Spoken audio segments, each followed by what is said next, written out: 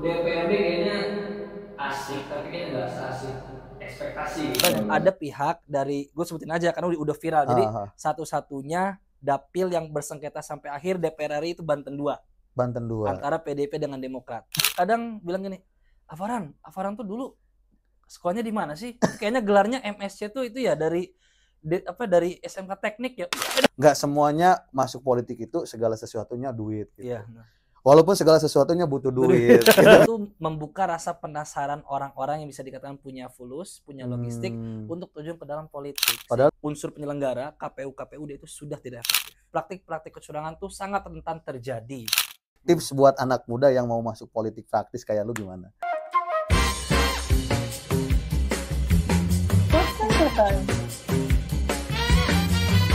Audio Jungle.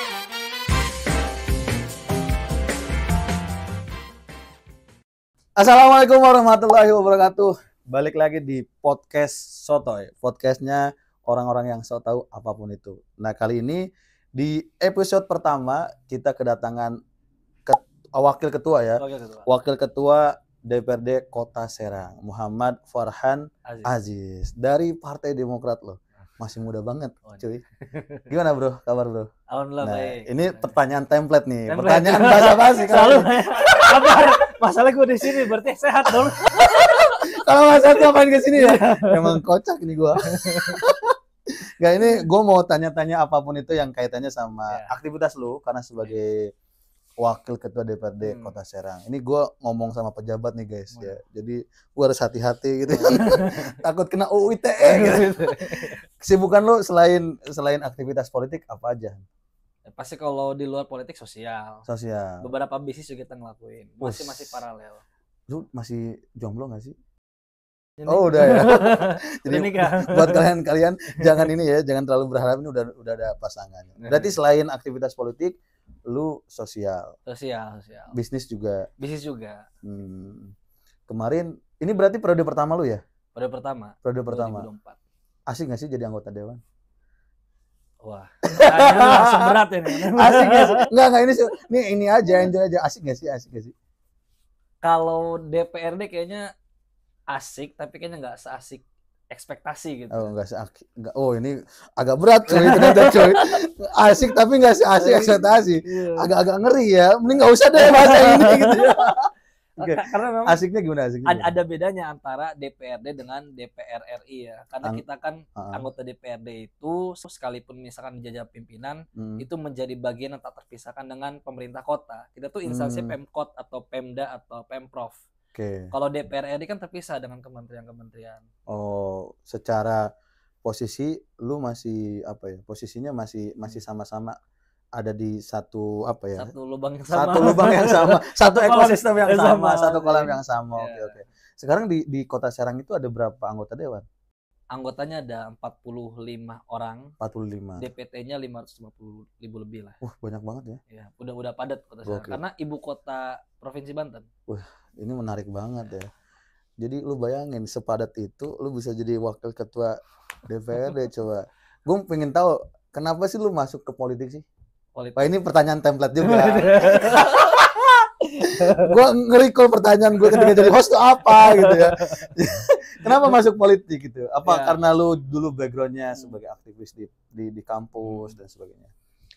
Ya itu pertama ya. Jadi kita udah terhabituasi dengan habituasi gitu kan. Bahasanya cuy.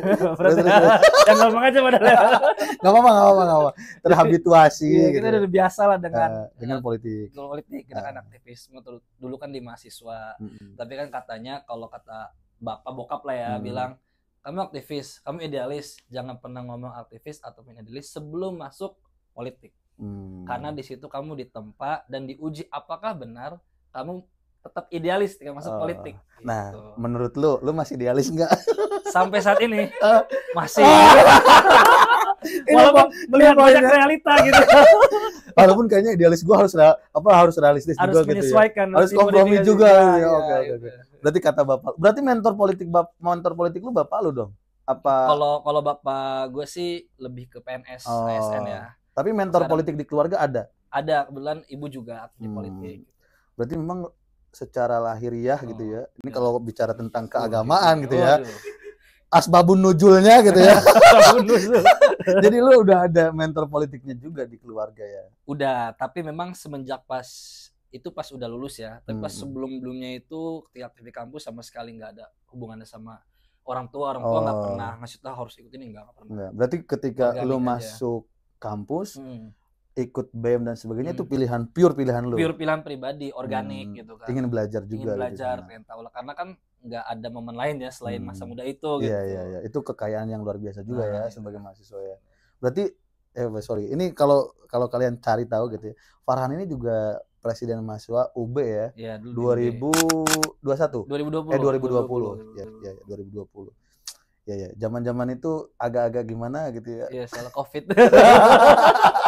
Jadi gerakan mahasiswa kayaknya ini ya, Iya. terfokusing ke kalau ada anggaran refocusing ke Covid, Refocusing, ini iya. juga gerakan mahasiswa fokusnya di Covid akhirnya Oh, ya. Covid dan juga soal hal-hal dasar kayak pendidikan, kesehatan Jadi gitu. ini ya hilang ya. Hilang. Oke, kalau kaitannya sama aktivitas politik tadi lu punya mentor politik dan Hmm. sebagainya. Nah, sekarang ceritain dong tentang kampanyenya kemarin gitu ya. Kampanye. Ini kan pertama kali lu masuk terjun Ya, politik praktis kan. Oke. Gimana nih, berat nggak sih sebagai orang baru, Hmm. walaupun lu asal Serang kan? Iya, asli Serang. Asli Serang. Lahir di Serang. Secara nggak langsung kan lu sebenarnya punya privilege sebagai warga lokal ya. Iya, benar. Keseruan apa sih kemarin ketika kampanye kemarin tuh? Jadi memang salah satu mungkin bentuk kesalahan lah ya. Hmm. Kita menyamakan situasi masyarakat umum dengan mahasiswa. Which is Oh. beda banget gitu Iya, ya. iya. Sehingga pas awal-awal gue masuk itu pakai pendekatan yang cukup akademis gitu. Nggak masuk tuh. Nggak laku. Nggak laku, Pak. Nggak dibeli ya. Nggak dibeli. Jadi kayak apa ya? Lu Jadi- terlalu tinggi sih cuy. Iya, jadi gua ngerasa kayak gua ngejelasin, gua pengen ngerevisi perda nani. Menurut gua bagus ya, argumentasi gua kuat sih, dan itu valid, itu dibutuhkan. Cuman Tapi ujung-ujungnya kadang ada yang berbeda gitu tuh, Ah. sesuai dengan yang biasa kita dilakukan dengan Hmm. orang-orang terdidik, bukan Iya, terdidik iya. yang gimana-gimana ya, tapi yang Hmm. lulusan pendidikan tinggi gitu ya. Hmm. Dengan yang di masyarakat umum, bahkan setelah gue banyak ngomong segala macam, itu serius loh. Ujung-ujung itu mereka kadang bilang gini, Afaran tuh dulu sekolahnya di mana sih? Kayaknya gelarnya MSc tuh itu ya dari SMK Teknik ya. SMK Teknik, karena mereka nggak ngerti gitu. Padahal kayak oke, gue kuliah jauh-jauh di Surabaya gitu, kira lulusan teknik gitu. padahal S2-nya di luar negeri lah ya. luar negeri gitu.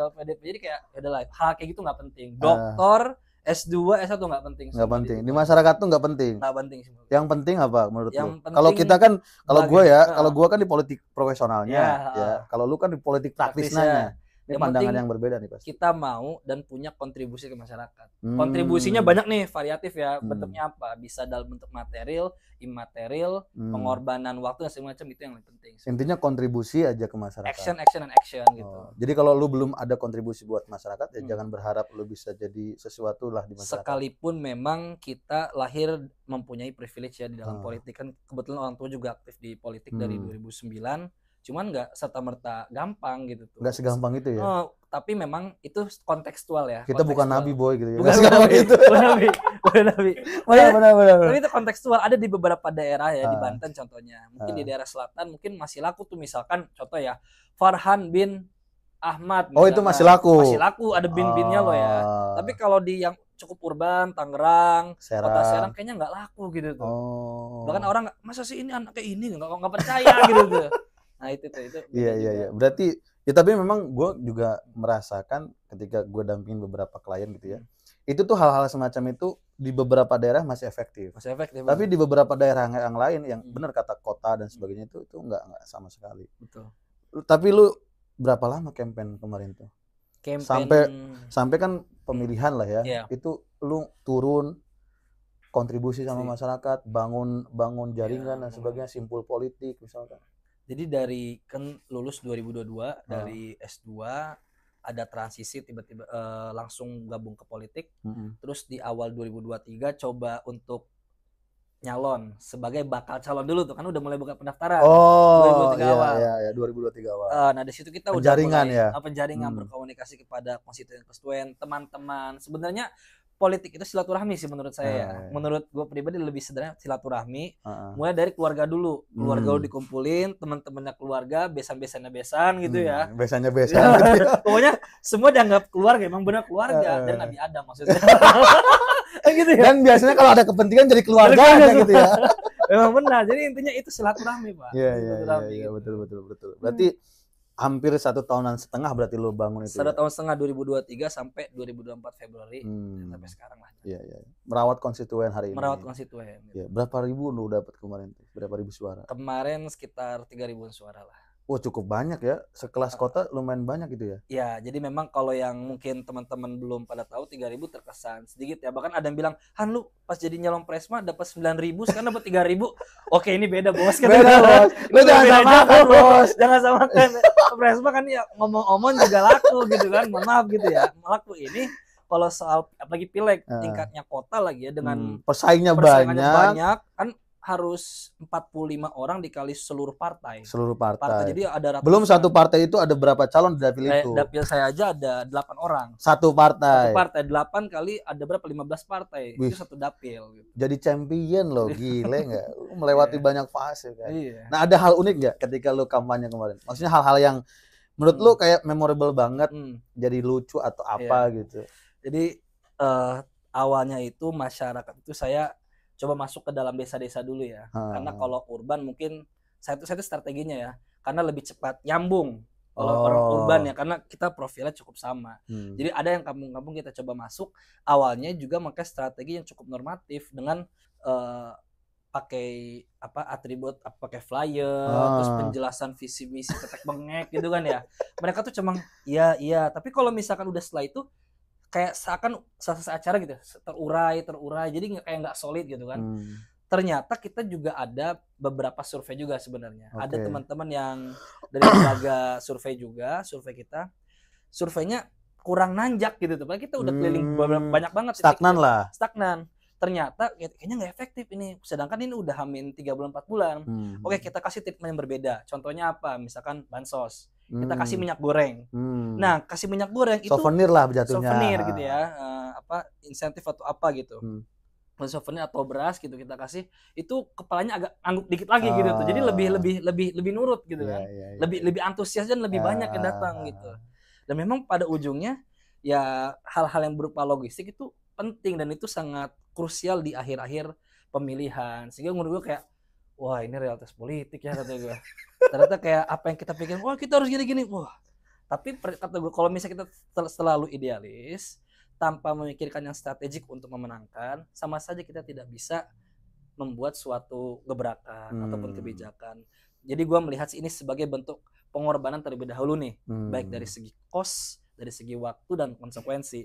Tapi pada ujungnya ketika sudah punya kewenangan, nah itu harus kita gunakan sehingga ya ketika ngelihat kita ya, kita potret snapshot dari apa yang terjadi di pemilu sama pilkada hari ini.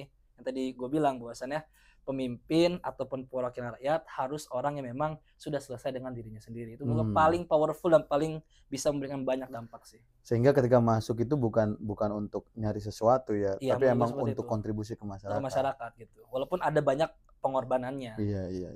Tapi memang menurut gue sih satu hal yang jarang dimiliki oleh politisi hari ini tuh narasi untuk kontribusi ke masyarakatnya. Betul. Jadi kadang-kadang mereka mungkin punya kepentingannya hanya untuk kelompoknya atau pribadinya gitu ya. Dan gue sih masih berharap anak-anak muda kayak lu misalkan gitu ya, sama teman-teman yang masuk ke level legislatif maupun eksekutif hari ini yang notabene mewakili anak muda, ya memang kerjanya cara mainnya harusnya cara main anak muda gitu. Iya, benar-benar.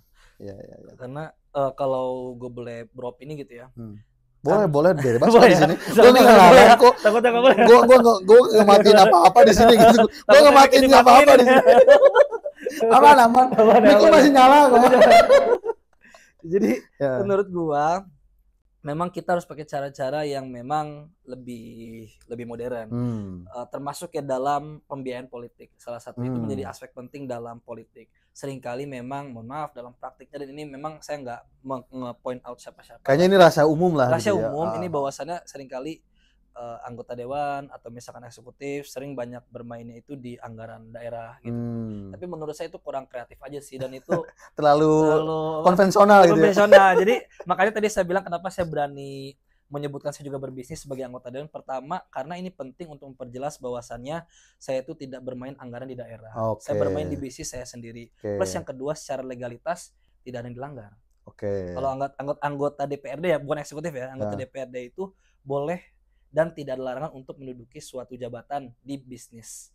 Di bisnis baik itu swasta, misalnya swasta ya, kecuali BUMN atau BUMD ataupun ASN itu baru nggak boleh. Intinya lu menjaga supaya nggak ada konflik kepentingan. Konflik kepentingan. Oke. Kecuali mungkin anggota eksekutif atau apa itu Iya, kan itu nggak boleh karena ya. kekuasaannya cukup Cukup absolut gitu, cukup absolut menurut gua. terlalu besar lah Terlalu besar. powernya.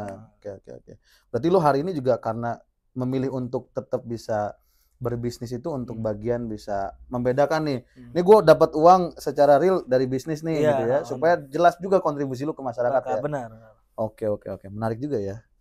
Tapi menurut lu ya, ketika bicara tentang pileg maupun pilkada kemarin gitu, ini kan kita walaupun podcastnya soto gitu ya, ya anggapannya emang soto aja gitu ya. Walaupun ini kan expertise nih.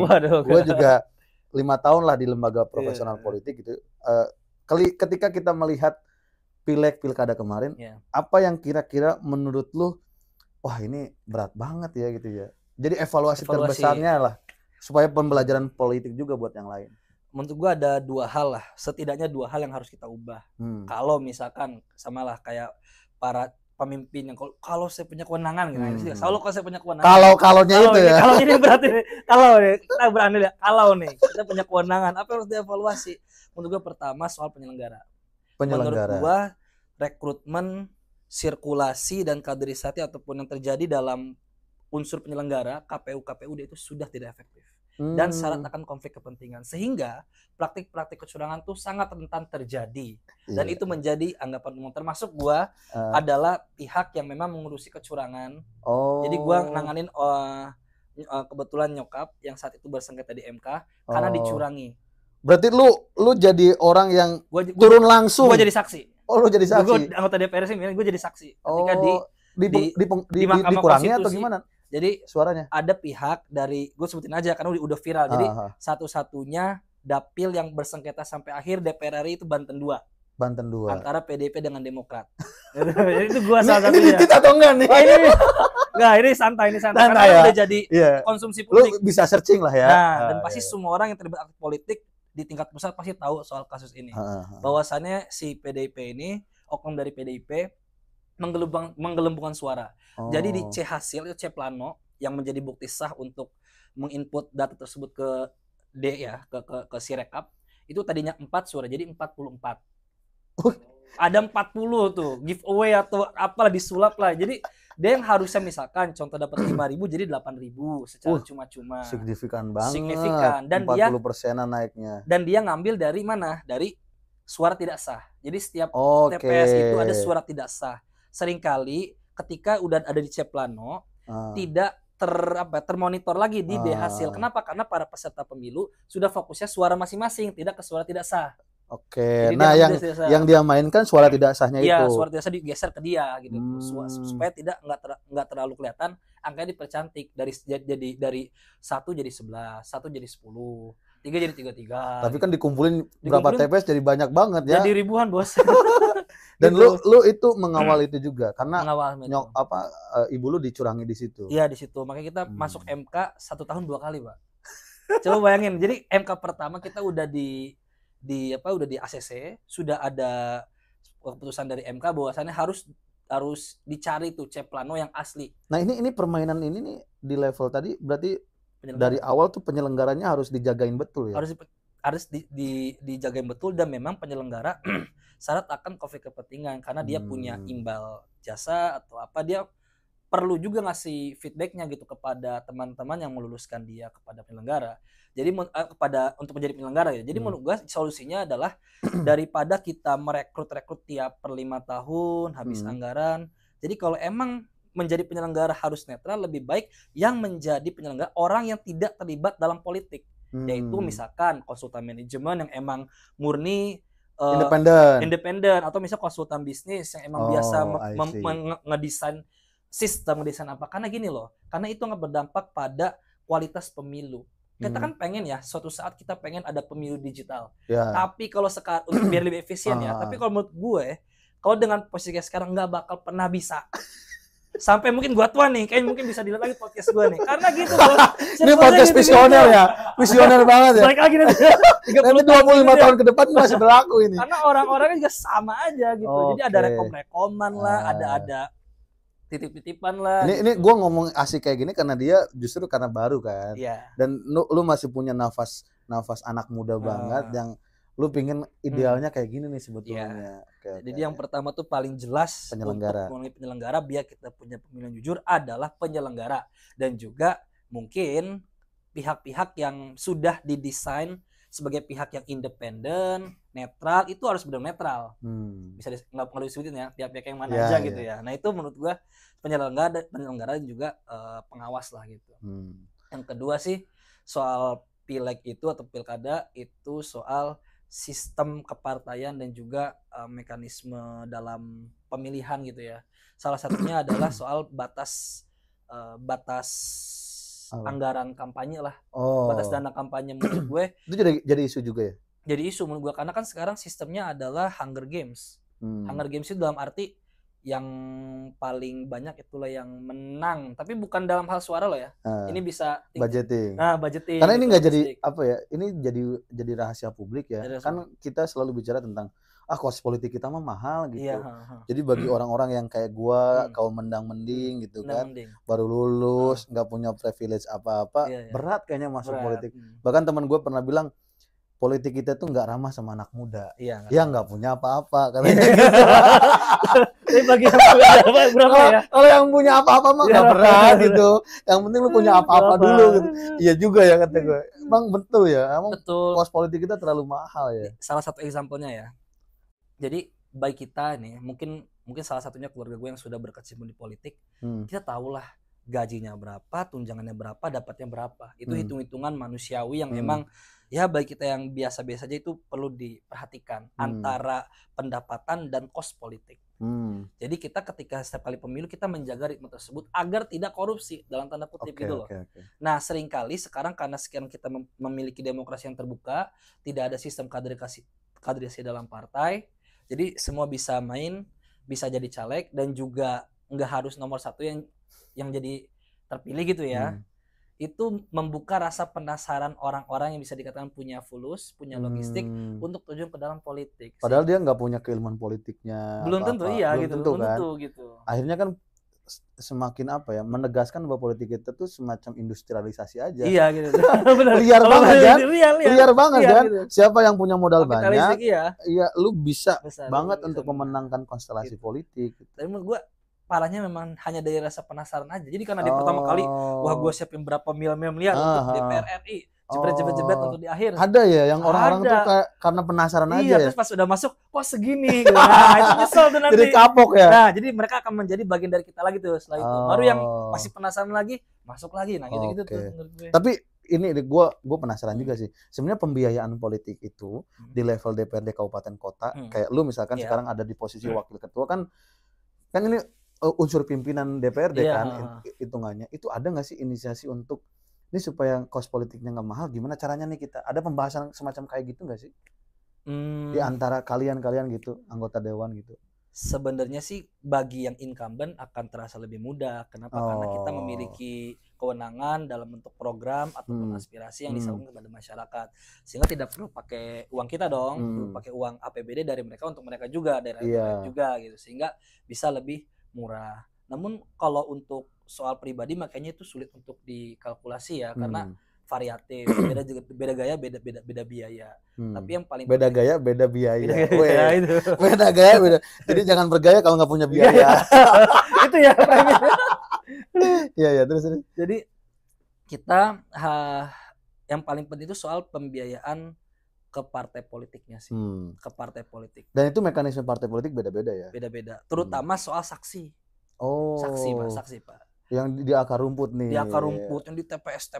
Nyaksiin sampai sore. Sampai subuh pak. Ya sampai subuh. Pagi siang lagi. Jagain suara supaya nggak dicolong suaranya. Gitu kan. Nah itu jadi PR. Jadi seringkali partai politik mengeluh, bukan mengeluh sih, lebih merasa udahlah realitanya uang yang diberikan dari dana APBN atau APBD itu tidak cukup untuk membiayai saksi-saksi. Sekarang satu suara berapa sih? Apanya satu suara apa nih? Enggak, satu suara ini biasanya kan Nah. kalkulasi kan. Oh. Jadi partai politik itu kan dapat pendanaan dari APBN. Oke. Ya kan satu suara itu Dana cash bank 10.000 atau berapa gitu kan? itu gede banget. Gede banget. Tapi memang variatif sih, tergantung daerahnya. Bagi Oh, kami tergantung nih, kayak daerahnya. Serang, Iya. yang Kan ada kan sampai saat ini masih kan? masih. Jadi per itu ya tingkat kota ada, provinsi ada. Bagi kami yang di Kota Serang itu satu suara tuh Rp5.000. Rp5.000. Hitungnya dikali misalkan Oh. kita Kota Serang Demokrat kemarin dapat 46.000 suara. Itu tinggal dikali tuh. Itu untuk berapa tahun? per tahun. Per tahun. Oh. Nah, itu kan Tapi itu sama sekali nggak cukup ya buat Sama operasional sekali buat nggak apa tuh cukup. nggak cukup ya? karena di partai sebenarnya kita punya agenda untuk kaderisasi, Oh iya pelatihan, betul. terus juga merawat akar rumput program-programnya. Karena kita sih nggak mungkin ya memobilisasi massa tanpa adanya timba balik yang Betul. sepadan atas effort yang dia lakukan Iya, juga iya. gitu, nggak bisa gitu. Iya. Padahal itu tuh penting banget. Gua sih mendorong dari dulu sih pro terhadap pembiayaan partai politik, politik yang gitu. yang apa ya, yang make sense lah gitu. Make sense. Maksudnya nggak yang apa ya, nggak jomplang banget gitu. Iya. Karena gue ngerasa satu suara 5.000 tuh kan kecil banget ya. Kecil.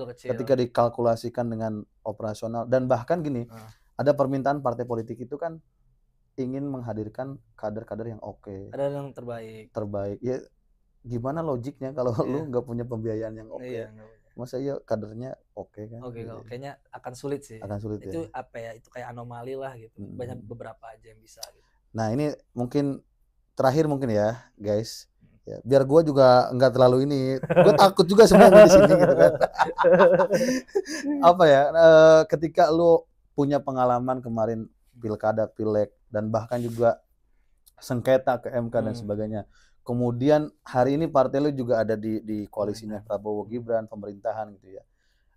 Lu berharap apa sih dengan kondisi hari ini di tataran pilpresnya hari ini gitu ya, maupun di tataran di kota lah gitu ya. Ketika lu masuk ke politik praktis itu.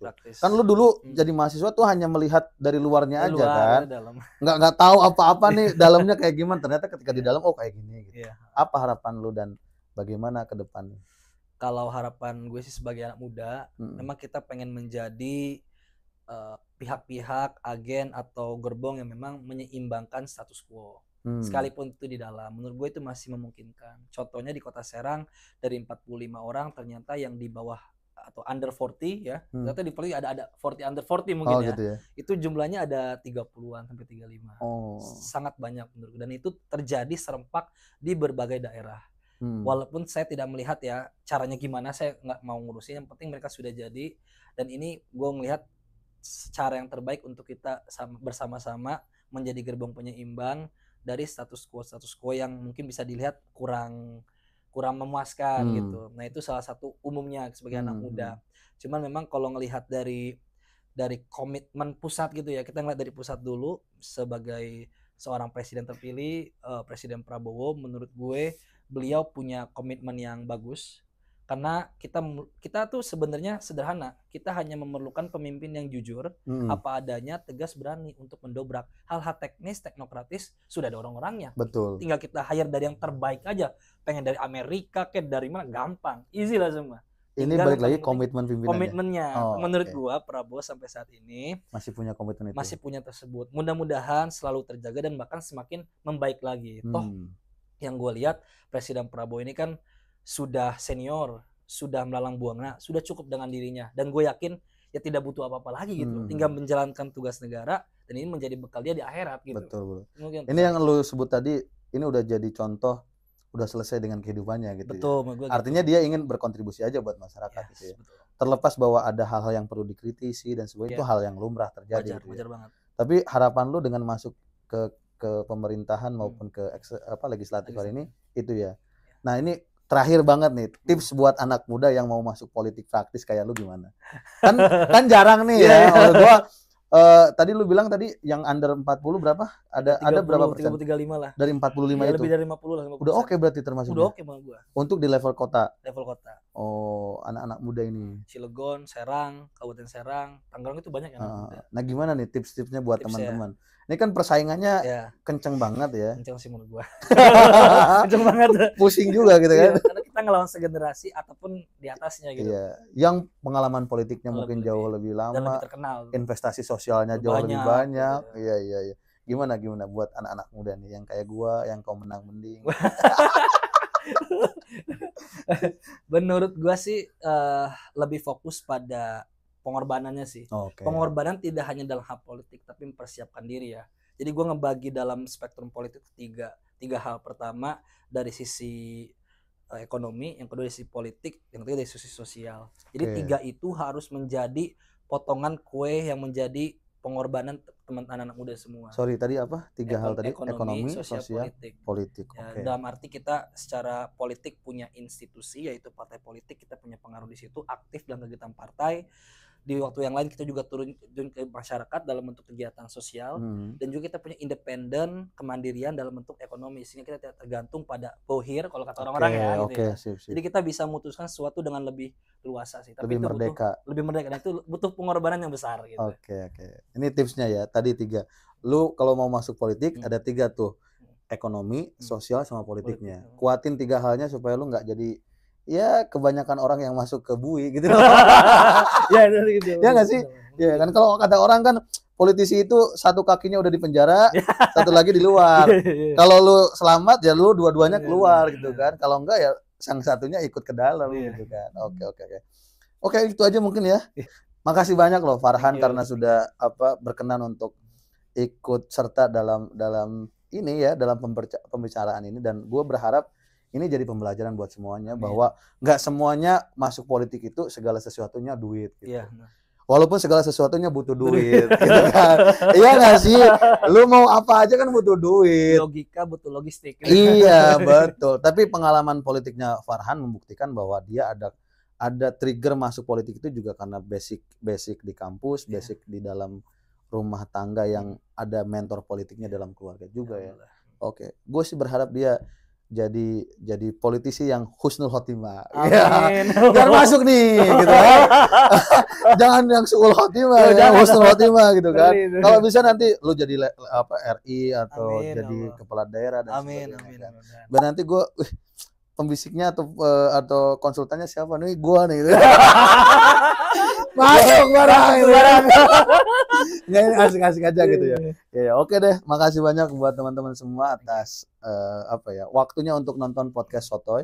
Semoga ini jadi pendidikan politik buat semua, dan gue juga makasih banyak buat Farhan. Oke, keren. Terima kasih banyak. Jangan lupa like, comment, dan subscribe ya teman-teman semua. Assalamualaikum warahmatullahi wabarakatuh. Waalaikumsalam. Jangan lupa pilih Farhan. Masih jauh. 2 tahun lagi.